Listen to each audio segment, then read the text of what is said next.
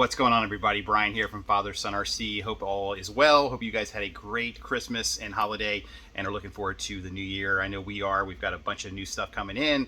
I got some new rigs that are rolling in. We've got the Bronco, the Traxxas TRX4 Bronco came in over the holidays. We've got a couple of new small crawlers in the 18 scale for the micro crawler course, and we've got some new 10 scale stuff too. Some of you have been following along have probably seen that we just received a couple of these kits from TWS RC. This is the VTR 4x4 kit. These guys are based in Taichung, Taiwan, and they're doing one kit right now, and it's a short wheelbase 242 millimeter small 110 scale crawler that replicates a Suzuki Vitara Geo Tracker, Suzuki Sidekick. Named, it's called all kinds of different things all over the world, but I'm a big fan of Suzukis. I've had sidekicks in the past that are highly modified and samurais and stuff, so I always kind of find these cool little niche brands that support some of the smaller, lesser known four-wheel drive vehicles in the world. So got a hold of these guys. They're really cool. They sent us a couple kits out to check out and to build and give them some feedback, and I know I've gotten a lot of people that have asked about an unboxing video, so that's what I wanted to do tonight. I want to take you guys through a fresh box. We haven't built this one yet. I did build one already, and so I've kind of got a familiarity with how it goes together, and I figured take you through the second one, let you guys see the nuts and bolts literally of the kit, and hopefully address maybe some misnomers or confusions about what it is or isn't. I think a lot of people have an automatic assumption that this is a very like a knockoff of an MST CMX, and I'm here to tell you that it couldn't be any more far away from the truth from that. I mean, it is basically the same comparison as a Traxxas TRX4 and an Axial SCX 10.3, so they are very different, and this kit is very different from anything from MST, and in fact, it's better in pretty much every way. So I'll show you that in a second here, and I've got a CFX with us, and we'll put them side by side, and you guys can see the direct comparisons against them. So, all right. All right, guys, so here we are with the kit. Pretty unassuming. It's, pretty basic packaging, if you will. It's not really anything super special, but it does give you some of the highlights of the vehicle itself. The big thing for me is the planetary gear set. I mean, that is pretty cool, and I'll show you the benefit of that here in a second. But, it's full bearing, it's solid axle, straight solid axle if you're more traditional. Planetary gearbox. It has a divorce transfer case. They are helical cut gears, so they are super smooth. And you have the option of mounting the servo on the axle or on the chassis. It comes with everything to do it either way. Pretty cool setup there. So let me get this thing cracked open and we can talk about it. And again, it is 242 millimeters, which is actually the identical wheelbase of the MST CMX. And I think that's probably why people get hung up on a comparison against these vehicles, thinking that maybe they're the same with just a different body, when the reality is that that's really the only thing they do share is the wheelbase.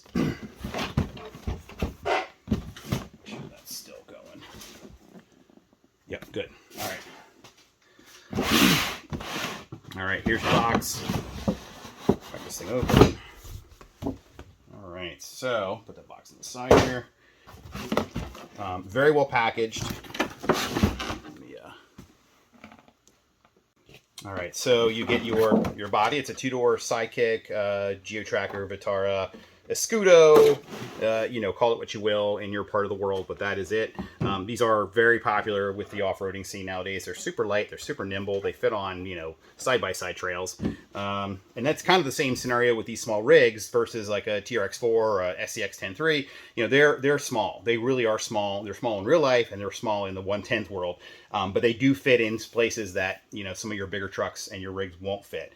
So that's one thing to note. If you're looking for a small truck just to kind of cruise through some of your smaller trails, this might be a great option for you.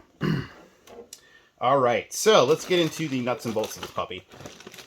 So the tires on this guy, there are 5 tires, because you do have the included spare that mounts in the back, optional if you want to put it on or not. But the tires I've noticed are really grippy. They're not glued on, and their foams are not installed because they do come with tire foams. So, and they're actually pretty decent foam. So you get tire foams, and again, tires are very grippy. And I'll do a direct comparison against the competitive model here in a second. So you get your 5 foams, your 5 tires, and wheels. They are plastic wheels, obviously non-bead locked. so you will need to glue those on. And then the bag, the parts kits are actually grouped. So you have A, B, C all the way through. And this is your link kits, your drive shafts, your pivot balls. What else is in here? A bunch of others. Some of your suspension mounts, your shock mounts, etc.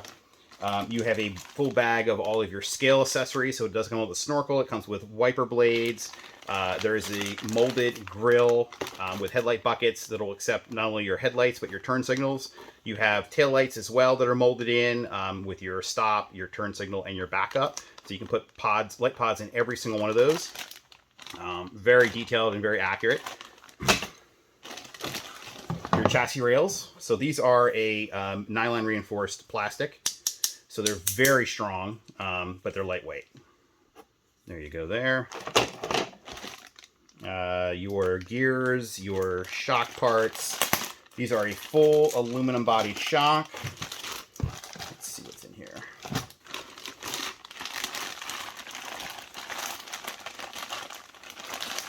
You got CVD drive shafts. And everything's really high quality. I mean, the one thing I noticed with this kit was there's a lot of fiber reinforced plastic, so it's really strong. The fit and finish of the materials, you know, all the molded parts are very clean. They break off very cleanly. You don't have a bunch of stuff you need to, you know, dog ears you have to cut off afterwards to clean them. They're just done very, very well, no very high standard. Here's your gearbox halves. Again, full bearings, so they are metal shielded bearings, but they are very smooth. I noticed that they were pretty high precision. So, and again, they're all bagged, and there's some steps. They show you what they correlate to. So step 1, 2, step 5. One thing I did notice is that there was a couple of weird nuances in the assembly process that I got to step 3, and then I ran out of stuff, and it said, oh, well, you need to revert to step 5 to get some of the parts. So I think that's a couple things with just the owner's manual or the assembly manual. It needs to be cleaned up a little bit, but you know, not the end of the world. Just a couple of things I noticed. You have a couple of front bumpers. You've got obviously the provision of a you can put a winch fair lead in there. A little weird how this mounts because it doesn't use the standard you know, mounting hole pattern for more normal crawler bumpers. Although the bumper mounts have the provision for it. So this actually mounts to a bracket that mounts to the bottom of the bumper mount. A little weird, but you know, but you can still buy, you know, find bumpers aftermarket if you wanted to that'll fit your standard mounting pattern for most of the crawlers on the market today. You get your shock oil, which is 100 weight, all-weather grease, a bunch of body clips and 2 double-sided tapes to mount your electronics. Some of your gears is actually an extra gear set, so it's a bonus part. So you got extra spur gear, you get some more planetary gears with a plastic housing. They also sell as an upgrade a metal planetary housing kit. So they sent this one to us as well, but you do get 2 of these plastic mounts in the box. So I'm not sure if there's an issue with the longevity of this system or not, but this does come with an extra set of plastic, and then you have the option of buying the metal one. So I'm going to run one of the kits with the plastic set and then run one with the metal and just see if there's a difference in the longevity or if there's any issues that we notice. Your shocks, again, full-bodied aluminum. You get 2 different weight shock or springs, and the longer springs are actually the softer spring. So you get, you know, obviously 4 of each one, so you can set it up however you want. I ended up setting up the first kit with the longer, softer spring. The shocks set up really, really well. They sealed up well. There was no stiction in them. The valving felt good. I think the shock oil might have been a little thin because it does rebound a little bit quicker than I was hoping to, but not a big deal. Get some TWS decals and the assembly manual. So it's really cleanly laid out, good graphics. Again, it does show you the only thing I did notice is that inside the printed manual there is no assembly instruction for the CMS, for the chassis mounted servo. So you have to go online, and I don't think they actually had it online yet. So I think they're going to get that up on the website pretty soon. But it does come with you know, your mount for your more traditional axle mounted. So what I ended up doing is I'm going to set these both up in a little different way. So the first setup is actually with the axle mounted servo, and then the second kit I'm going to set it up with the chassis mounted, just so I can see the differences between the two. But everything's cleanly laid out, really good pictures. It does take you through pretty cleanly. It shows you all your parts requirements and assembly methods. So I mean, it's definitely pretty well laid out. There's a couple of spelling errors I noticed in there, but not, again, end of the world, and it's things they can easily correct for the next production. But it all went together with really no issues at all whatsoever.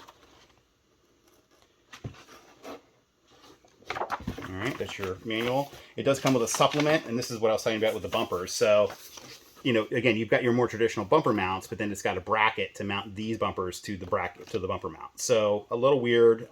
You know, again, not a deal breaker, but you know, you could certainly buy bumpers later that would fit the more traditional mount. But again, it's just kind of one of those things where I'm like, well, I don't know why they did that, but they did. It is what it is.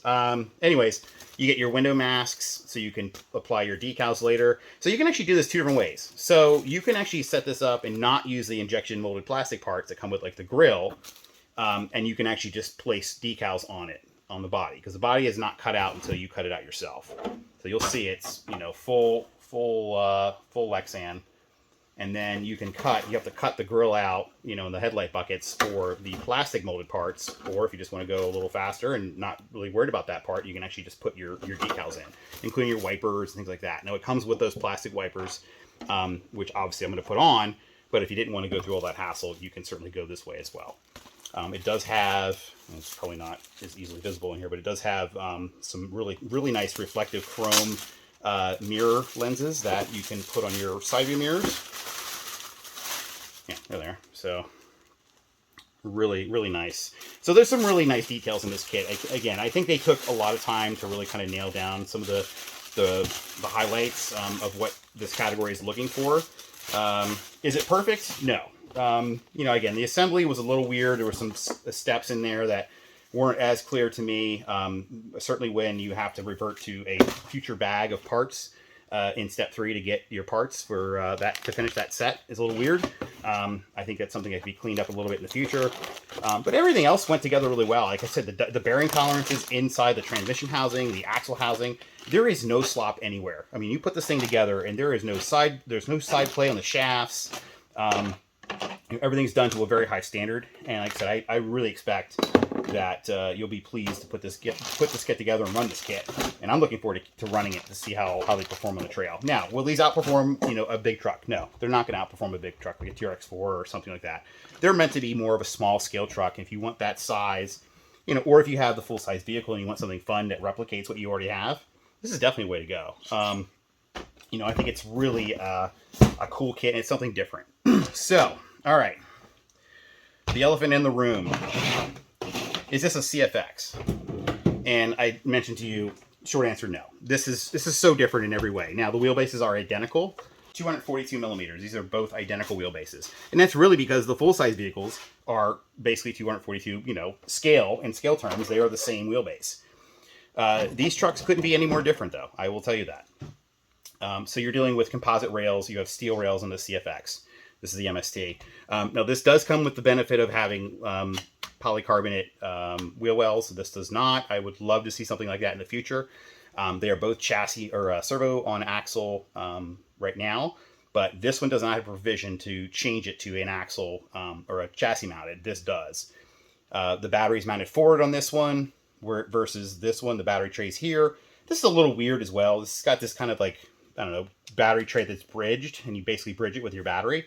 It does limit the size of the battery, and in fact, you have to kind of run a fairly large, you know, like a 45, you know, milliamp battery in this to really fill that space. So that's a little bit of a bummer. I'd love to see them put a full tray in so you can actually adjust how large of a battery you want to run. On either of these, 2S, more than enough. I tried 3S, and it's just too much on these. These are so small, it just makes them far too punchy, and they're really not controllable. So really, I'd go 2S. I actually run 7.6, like a high lithium high voltage batteries in these, and well, at least in this one, and it works really well. You get side rails on this one, you don't on this one. This has got mid-mounted transmission and motor versus a front-mounted motor and transmission with a divorce transfer case. So this one actually has a your transfer case is here with a center shaft that runs out of the output of the back of the transmission.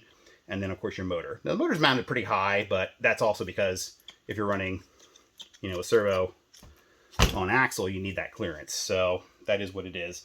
What else is different on these guys? I mean, the tires are completely different. These come with foams. These do not. This is an RTR truck, but they're pretty hard, and they're not the softest tire in the world. You know, they are what they are. Let's see what else. Flip them over here. This is really where it gets a lot different.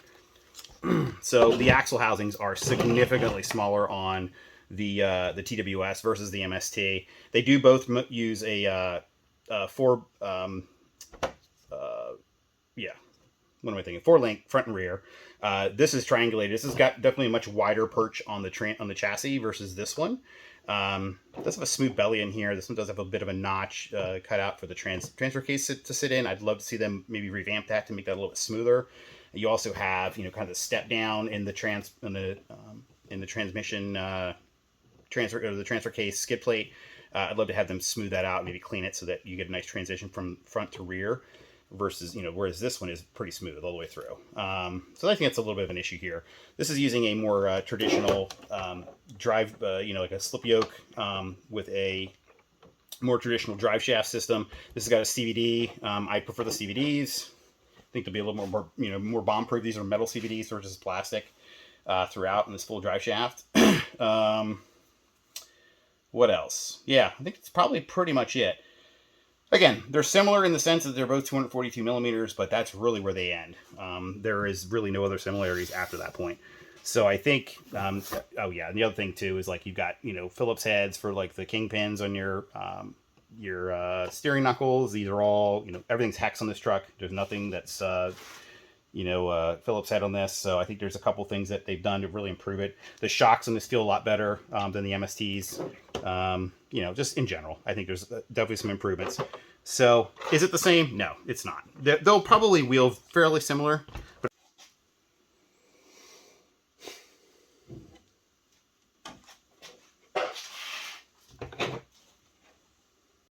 all right, guys, so that's going to do it for now. Please post your comments and questions in the comment section below. And as always, thank you for watching, and we'll see you on the next round. Take care. Have a good one.